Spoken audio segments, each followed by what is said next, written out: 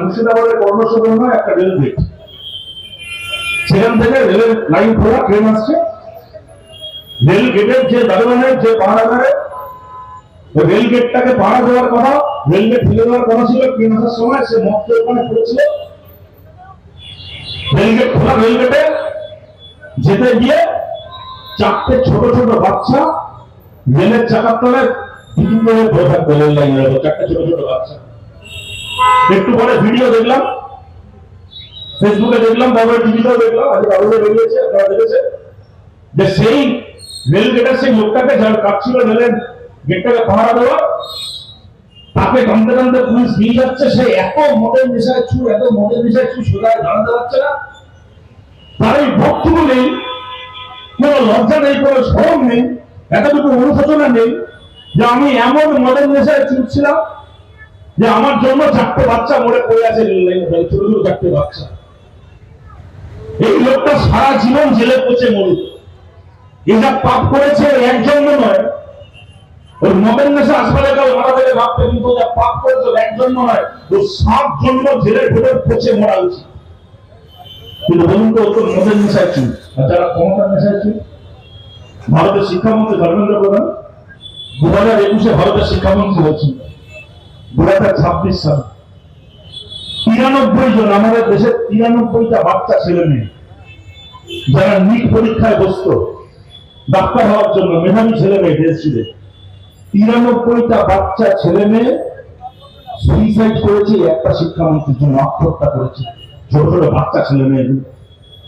একদিন বাবা মার কোল আলো করে এসেছিল এই ধর্মেন্দ্র প্রধানের বাপে, বাবা মার কোল খালি করে 93টা আমাদের ঘরের ছোট ছোট বাচ্চাদের মতো 93টা বাচ্চা মরে গেল, আত্মহত্যা করে নিজেকে শেষ করে দিল। 4টে বাচ্চা মরেছে লেভেল ক্রসিংয়ের যে গার্ডটার জন্য, তাকে ধরে পুলিশ জেলে নিয়ে গেছে। আর 93টা বাচ্চা মরেছে যে ক্ষমতার নেশায় চুর হয়ে থাকা, মদের নেশার থেকেও খারাপ এই ক্ষমতার নেশা, ক্ষমতায় নেশায় চুর হয়ে থাকা এই ধর্মেন্দ্র প্রধান শিক্ষামন্ত্রীর জন্য সে এখন পায়ের উপর পা তুলে মাথার উপর লালবাতি গাড়ি দিয়ে ভারতবর্ষের রাষ্ট্রমন্ত্রী হিমাচলের শিক্ষামন্ত্রী হয়ে বসে থাকবে। কিন্তু সুনামগঞ্জ অনশন করছে, অনশন করে মর, এ বিক্ষোভ দেখাচ্ছে, প্রতিবাদ করছে, পদত্যাগ করছে, মারতে মারতে জেলে ভরবো এদেরকে, তাও ধরো।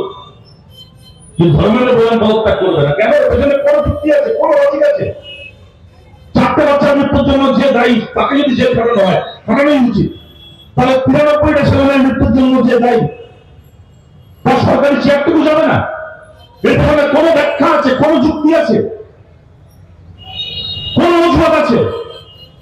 কোন ব্যাখ্যা নেই, কোন যুক্তি নেই, কোন অজুহাত নেই, খালি একটা আস্ফালন আছে, একটা ক্ষমতা আছে, ক্ষমতা দম্ভ আছে। ভাই আমি ভোটে জিতেছি, আমি ক্ষমতা দখল করেছি, বেশ করবো, আমি ধর্মেন্দ্র প্রধানকেই শিক্ষামন্ত্রী রাখবো, গোটা দেশ জুড়ে পেপার লিক হবে, ছেলে মেয়েদের জীবন শেষ হবে, ছেলে মেয়েদের চোখে স্বপ্ন পড়ে যাবে, ছেলে মেয়েরা আত্মহত্যা করবে, আর আমাদের বিজেপির মন্ত্রীদের ছেলে মেয়েগুলো বিদেশের বিশ্ববিদ্যালয়ে পড়াশোনা করবে, তোদের ছেলে মেয়ে মরবে, তারপরে তার প্রতিবাদে যে অনশন করবে দলের সেও মরবে, তবু আমাদের শিক্ষামন্ত্রীকে আমরা সরাবো না, ও শিক্ষামন্ত্রী থাকবে।